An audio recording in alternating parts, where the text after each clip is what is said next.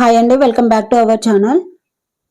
8th క్లాస్లో జంతువుల ప్రత్యుత్పత్తి అనే లెసన్కు సంబంధించి ఒక 10 వరకు ప్రాక్టీస్ బిట్స్ అనేది చేద్దాము. ఈ విధంగా చేయడం వల్ల మనకు రివిజన్ అనేది జరుగుతుంది. ఎక్కడైతే మిస్టేక్ చేస్తున్నామో ఆ మిస్టేక్ను రెక్టిఫై చేసుకోవడానికి ఛాన్సెస్ ఎక్కువగా ఉంటాయి. సో వీడియోలోకి వెళ్లే ముందు లైక్ చేసి సబ్స్క్రైబ్ చేయడం మాత్రం మర్చిపోకండి. ఏపీలో ఆల్రెడీ అక్టోబర్లో డిఎస్సి నోటిఫికేషన్, డిసెంబర్లో ఎగ్జామ్ అనేది అనౌన్స్మెంట్ చేశారు. సో మనకు కూడా వచ్చే అవకాశాలు ఎక్కువగా ఉంటాయి. మనకు రాదు, డిఎస్సి నోటిఫికేషన్ రాదని మాత్రం అనుకోకండి. ఎక్కువ పోస్టులు ఉంటే తక్కువ పోస్టులు ఉంటాయి అనేది పక్కకు పెట్టేస్తే ప్రిపరేషన్ అనేది పర్ఫెక్ట్ జరుగుతుందా లేదనేది ఒకటే ఆలోచించాలి. నోటిఫికేషన్ వచ్చే లోపల మన ప్రిపరేషన్ అనేది కంప్లీట్ చేసుకొని కేవలం రివిజన్కి మాత్రమే టైం ఉండాలి. ఈ లోపల కంటెంట్ అనేది కంప్లీట్ చేసుకొని ఎవరైతే గురుకులకు ప్రిపేర్ అవుతున్నారో వాళ్ళకు జీకే కూడా 100 మార్క్స్ ఉంటుంది కాబట్టి కొంత టైం అనేది జీకే కూడా టైం ఇవ్వడానికి ప్రయత్నించండి.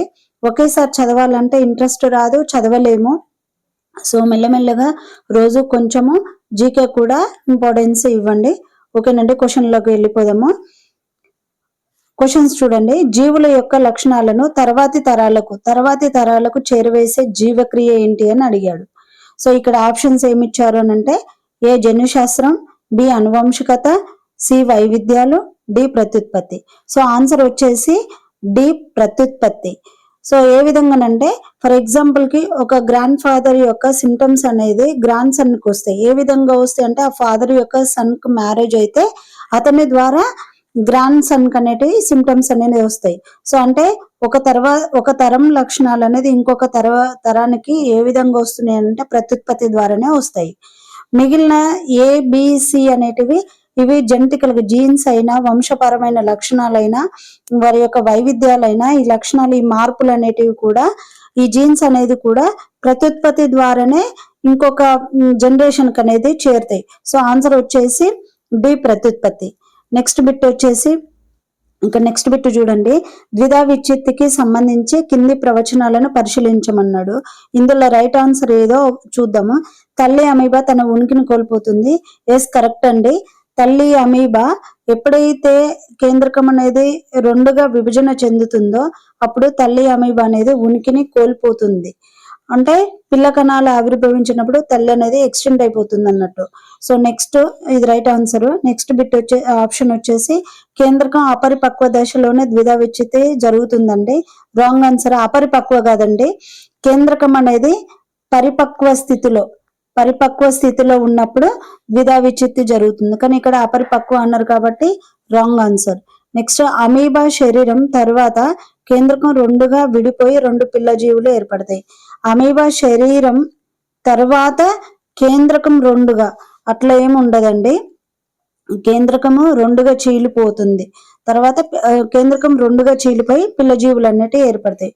సో ఇది కూడా రాంగ్ ఆన్సర్. నెక్స్ట్ వచ్చేసి ద్విధా విచ్ఛిత్తి తర్వాత పిల్ల అమీబాలు తన ఉనికిని కోల్పోతాయి. సో ద్విధా విచ్ఛిత్తి తరువాత పిల్ల అమీబాలు తమ ఉనికిని కోల్పోతాయి. రాంగ్ ఆన్సర్ అండి. ఎందుకనంటే ద్విధా విచ్ఛిత్తి తర్వాత పిల్ల అమీబాలు తన ఉనికిని కోల్పోవు. తల్లి లక్షణాలతోటే మళ్ళా పిల్ల జీవులు అనేటివి ఏర్పడతాయి అన్నమాట. సో ఇది కూడా రాంగ్ ఆన్సర్. సో ఆన్సర్ వచ్చేసి ఫైనల్ గా ఓన్లీ ఏ మాత్రమేనండి, మిగిలిన రాంగ్ ఆన్సర్స్. చూద్దాం ఒక్కసారి. ఏలో 1-3 తప్పు, బిలో 1 ఒప్పు, 2-4 తప్పు, సిలో 1-3 ఒప్పు, 2-4 తప్పు, డిలో 1 మాత్రమే ఒప్పు. సో రైట్ ఆన్సర్ వచ్చేసి 1 మాత్రమే ఒప్పు. నెక్స్ట్ బిట్ వచ్చేసి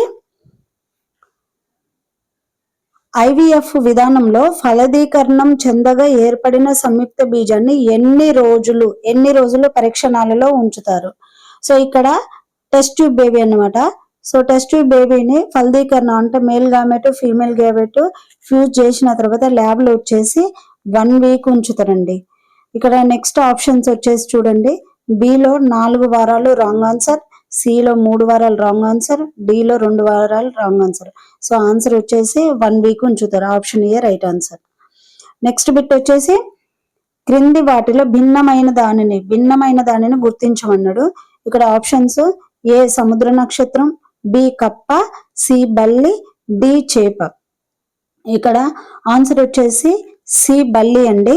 సో ఏ విధంగా అంటే సముద్ర నక్షత్రమైన, కప్పైన, చేపైన ఇవి 3 నీటిలో జీవిస్తాయి. బట్ బల్లి ఏంటి అంటే ల్యాండ్ పైన జీవిస్తుంది.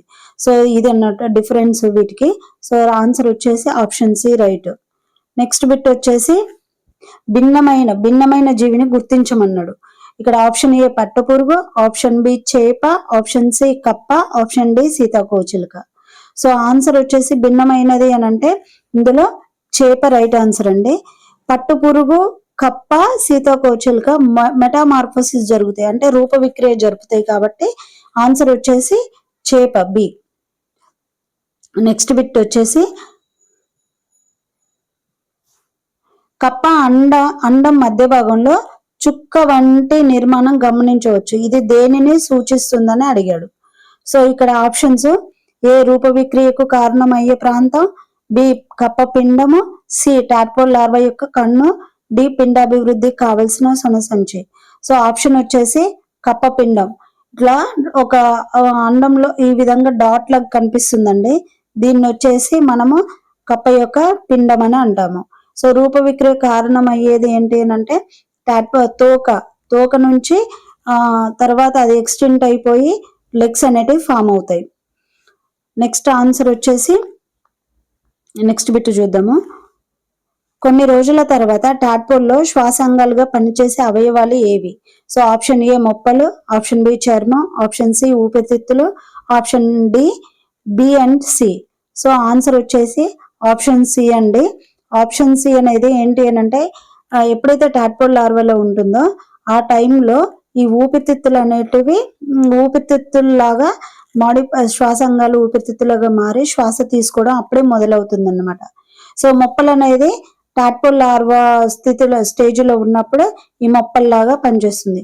చర్మం అనేది ఎప్పుడు అని అంటే మనం ఎప్పుడైతే భూమిలో తడి నేలలో ఉన్నప్పుడు ఆ చర్మం ద్వారా అంటే క్యూటేనియస్ లేయర్ ద్వారా బ్రీతింగ్ అనేది జరుపుకుంటుంది. సో ఆన్సర్ వచ్చేసి ఊపిరితిత్తులు రైట్ ఆన్సర్. నెక్స్ట్ బిట్ వచ్చేసి డాలీ చనిపోయిన పుట్టిన సంవత్సరాలు వరుసగా. సో ఇక్కడ ఆప్షన్ సి అనేది రైట్ ఆన్సర్ అండి. 1996, 2003.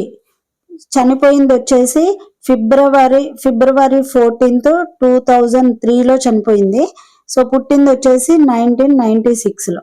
సో రైట్ ఆన్సర్ వచ్చేసి ఆప్షన్ సి.